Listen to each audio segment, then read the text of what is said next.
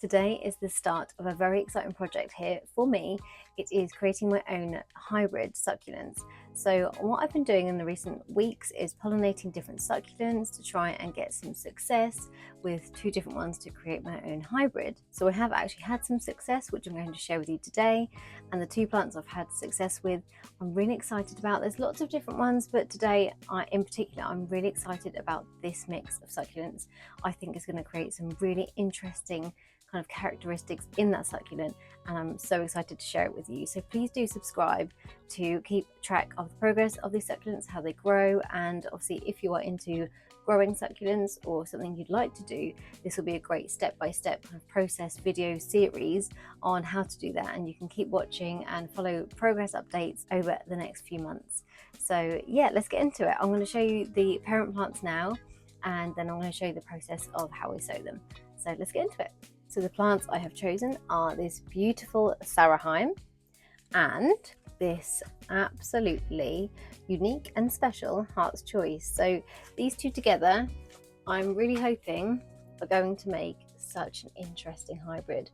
We've got the kind of pointy small leaves with the deep colour on this Sarahime, and then this is the Heart's Choice, and you can just see around the edge it's got those bumps which are called caruncles, and mixed together I think they're going to create something really special. So it's going to be a really interesting series, so please, like I say, subscribe, and if you've made anything and have anything to share or any tips or anything, please do so in the comments. Please let me know anything that you found successful or any hybrids that you've made. I'd love to know. So I'm being very risky and I am doing it outside. It's just so hot in the greenhouse today. It's like 36 and there's just no air in there. So what you will need is, if you've watched the video which I just mentioned, obviously you'll have all the tips and tricks, but if not, just a quick summary. So I just used like takeaway containers. I make sure there's holes in the bottom, just to make sure that when you are sterilizing it with water, that can drain out freely. So my mix is a sharp sand, about 50%, and then just a compost. So I've just used actually a mix of succulent and compost, which I don't like for succulents. I find it retains too much moisture, but that is perfect for seedlings. And then I've also mixed in some John Innes number 2, which I love for my succulents. I just thought that is a little bit smoother. There's quite a lot of bark and stones and things in the other mix. So yeah, I just want it to be a little bit smoother. You can still see the other bits in there, but that should be fine. So what I'm doing, because this is such a big tub, we don't need to use the whole thing for one lot of seeds. So I've actually got 3 lots here. So I've got some from my hyalina, and the other ones I collected last night are the Heart's Choice, but I did have them from 2 separate blooms. I'm actually going to keep them separate, just out of kind of curiosity to see if they look any different depending on what bloom they come from as well. Then I've got my little label maker, which is amazing, just a little one from Temu, and then I'm just going to separate this. I need 2 of these actually. I might quarter it, see how many seeds I've got, I can't remember now, and yeah, just create a divider so we can't get confused. So the first divider I'll do across the middle. I just use these really big label things because they're too big for my succulent pots, so I might as well use them for something. So they're really good, just dividing my tubs up. So like I mentioned, you need to sterilize your soil. So to do that, you can either microwave it or pour boiling water over it, or do both. I used to do both, but I'm just finding now pouring boiling water over it is fine, and it obviously makes the soil really moist and perfect for the succulents. You do need to make sure it's obviously cooled down. So I did this about 4 hours ago now. I'll just check the temperature quickly. So we have this little heat gun.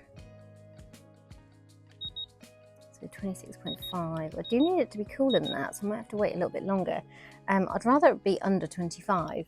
It's just that it's such a hot day that I don't know if it's actually going to cool down. So while that's cooling, I'm just going to prep my seeds. So this is a 2mm sieve I got from eBay, I think, and it's brilliant at getting rid of all of the particles from the plant which you don't want in the soil, because having them in the soil can create lots of fungus and mildew and just things you don't want if you're trying to have a nice sterile environment for the seeds. So I'm going to start with one of these. What I've done is just put a bit of paper underneath with a crease in it, so then the seeds will hopefully slide into the middle. I really don't know if I should be doing this outside today. So I've decided I'm not risking it. I'm coming inside. So let's just check the temperature now. Yes, perfect. So yeah, I wanted it under 25 degrees because succulent Echeveria seeds germinate between 18 and 25 usually. There are obviously some exceptions, but that's the temperature I know, apart from Canty, which apparently like to be under 20.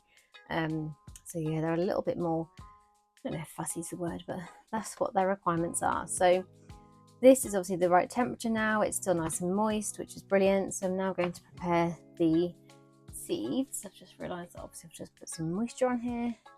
Yeah, I thought I'd come inside. It's too risky outside with the ever so slight breeze we've got. I do not want them to blow away because I would be absolutely devastated. So that's my paper with my fold on. I've got my sieve, and then we're just going to get one of these seed packs. And I just collected these last night. I literally sat in bed about 9:30 and was like, oh my god, I think my seed pods are ready to pop. So earlier in the day, probably that morning, they were opening up, and then I knew they would be kind of fully open by the end of the day, so I was meant to have a look and I completely forgot. So yeah, ran down there at whatever time last night and collected these. So I've just literally put them in a bit of paper, sellotape them up.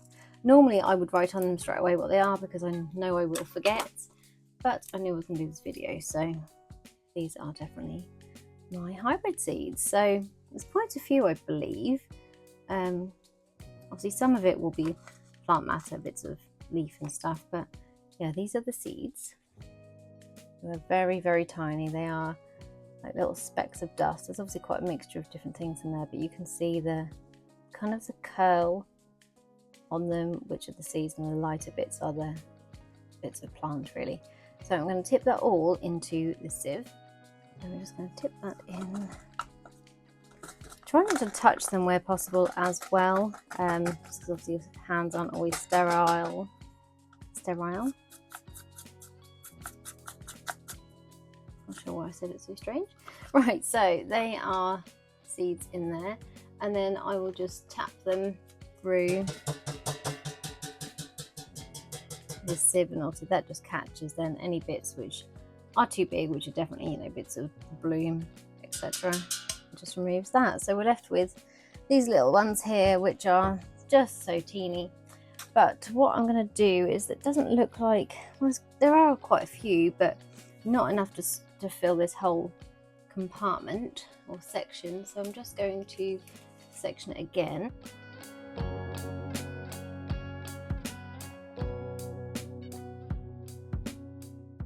Go. So we'll just pop that in here. Obviously we probably should, or I would advise you to do this before you sterilize it, so you can actually sterilize these tabs as well. While I'm here, I'm just going to do this little side as well, because hopefully we'll have some more seeds to grow, and we can have 4 lots in this little container, so it just saves a lot of space. Right, so it's now time to sow the seeds. So this is where you have to obviously remember what you're doing. Don't forget where you put them and label it straight away. So the seeds are on here.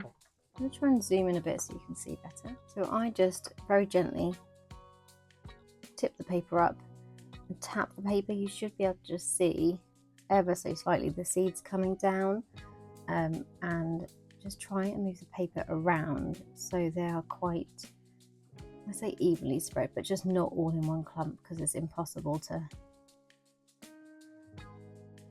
not get them on top of each other because there's so many of them, and they are teeny tiny.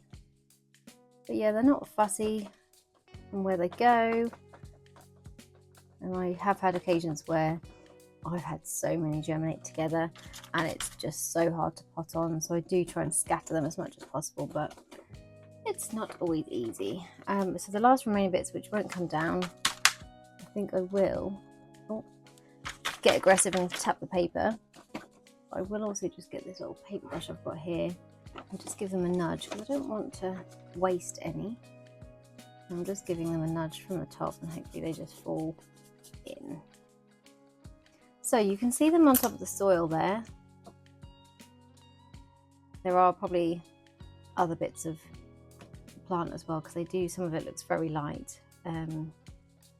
yeah, they are the seeds. So I'm just going to label them now before I forget. So my trusty little label maker has just printed this out for me. So it's a Heart's Choice crossed with a Sarahime, and also today's date is the 1st of July. So that's always good to just get a gauge of when you sowed them, so you can keep an eye. So that's the first lot, and then I'll just do the same ones. Let's do them opposite, just out of curiosity. I like to experiment with different things. So we're going to repeat the same process, which means move that out of the way. And again, I have got this all wet, which I do not want. So we're going to pop paper there, this on top. I'm just going to get rid of the bits on here from the previous one, and then place it on there. And again, just cut the paper.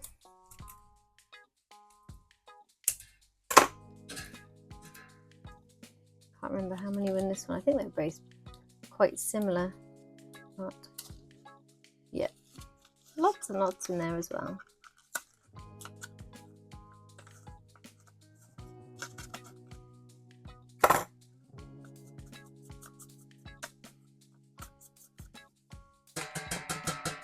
So just tap them through, and there we go. So I'm going to sow those as well.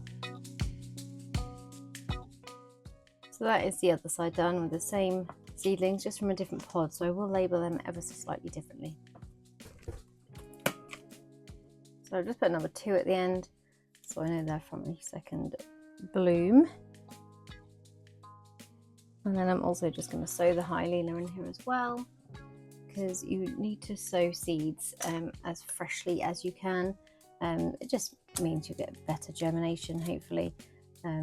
I do have seeds from last year which have grown and they've been fine, but it's obviously better to do them as fresh as possible.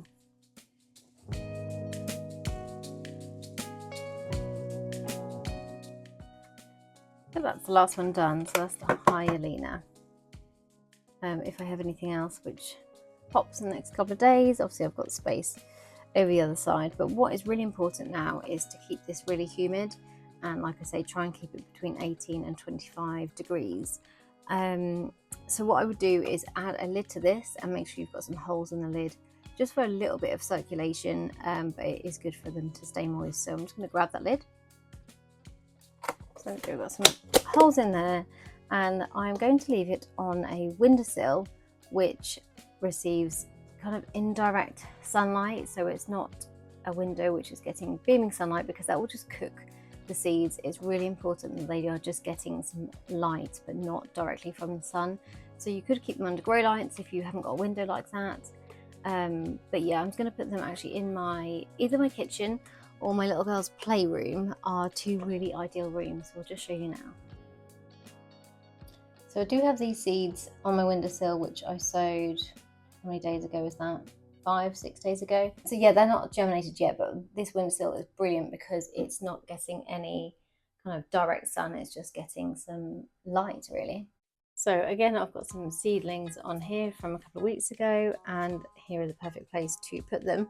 I did notice that I don't want to wreck my house, so some of these had some moisture coming underneath and they were kind of upsetting the windowsill here, so I'm just going to keep these on a little plastic lid so the moisture is not going into the windowsill. So yeah, they all just sit there now.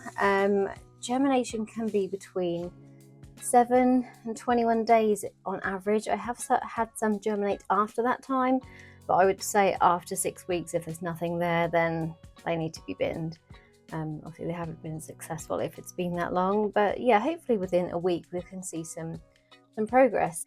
So yeah, that is kind of the location that I keep them in, and when they have then got to a good size, you can then move them over into the greenhouse, but obviously we'll discuss that in the next part of the video.